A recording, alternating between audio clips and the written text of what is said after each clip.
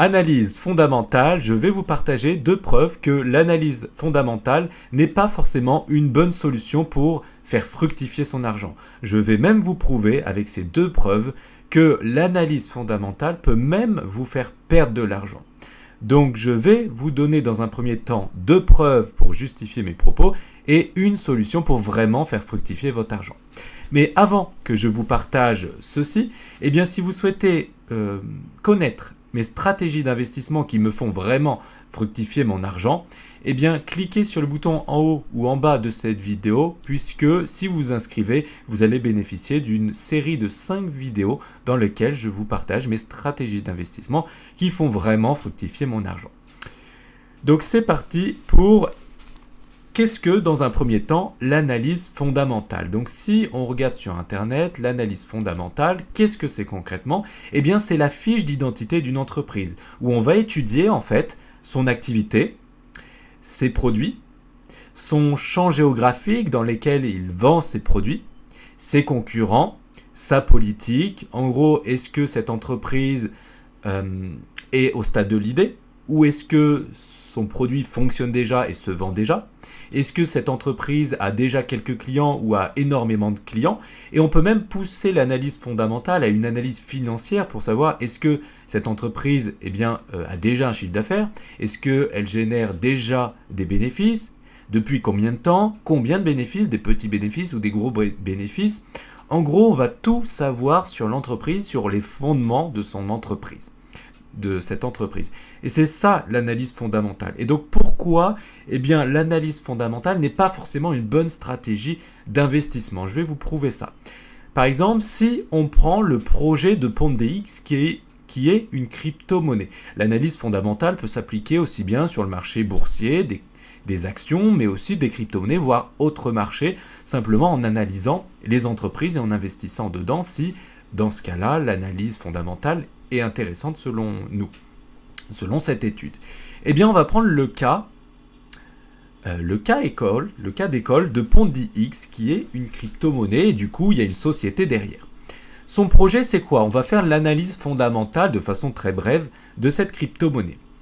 Eh bien, son projet, c'est quoi? En gros, c'est de pouvoir utiliser les crypto-monnaies dans la vie de tous les jours avec une carte bancaire ou son téléphone directement et que les crypto-monnaies soient acceptées directement dans les magasins.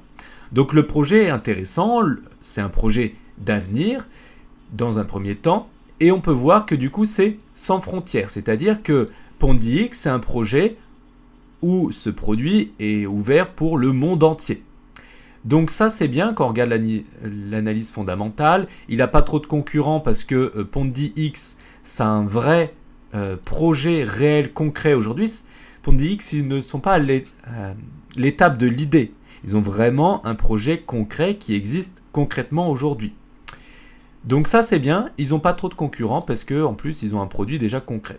Ensuite, leur champ géographique c'est toute la planète, donc ça c'est bon et l'activité aussi elle est cohérente puisqu'il y a un réel besoin.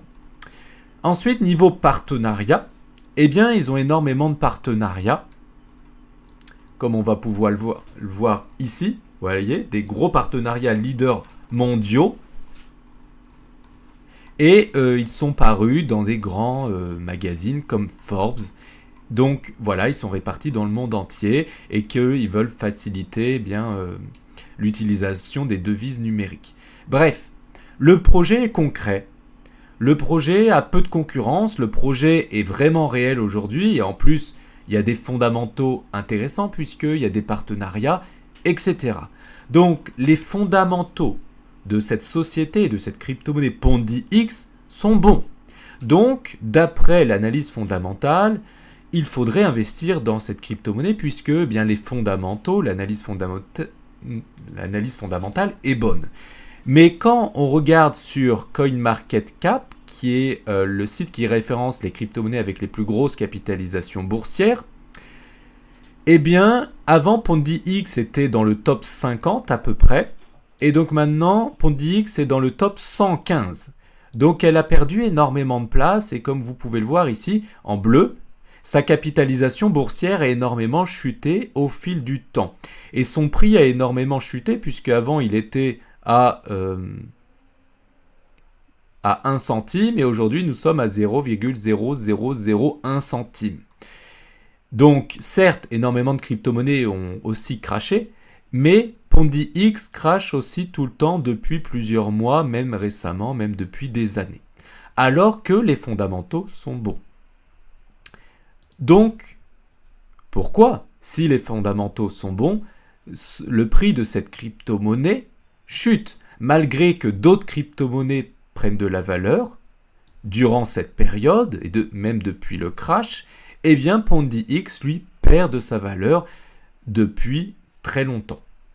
Et à contrario, des crypto-monnaies qui ont aucun fondamental, comme Dogecoin, avec ainsi tout ce qu'il y a de plus pourri, et un produit, tout ce qu'il y a de plus concurrentiel, il y a énormément de crypto-monnaies qui ont ce projet. Donc, il n'y a aucune analyse fondamentale, il n'y a aucun fondement, c'est nul comme projet. Et pourtant, quand on regarde le volume, déjà, elle a pris de la valeur depuis le crash, elle est à un endroit plus haut. Et en plus, quand on regarde les volumes ici en gris, en bas, vous voyez, eh bien, il y a énormément de volume récemment, alors que PondiX, il n'y a aucun volume, il n'y a aucun échange. Que Dogecoin, énormément. Et Dogecoin est classé 33e sur CoinMarketCap, donc largement avant PondiX, qui est 115e.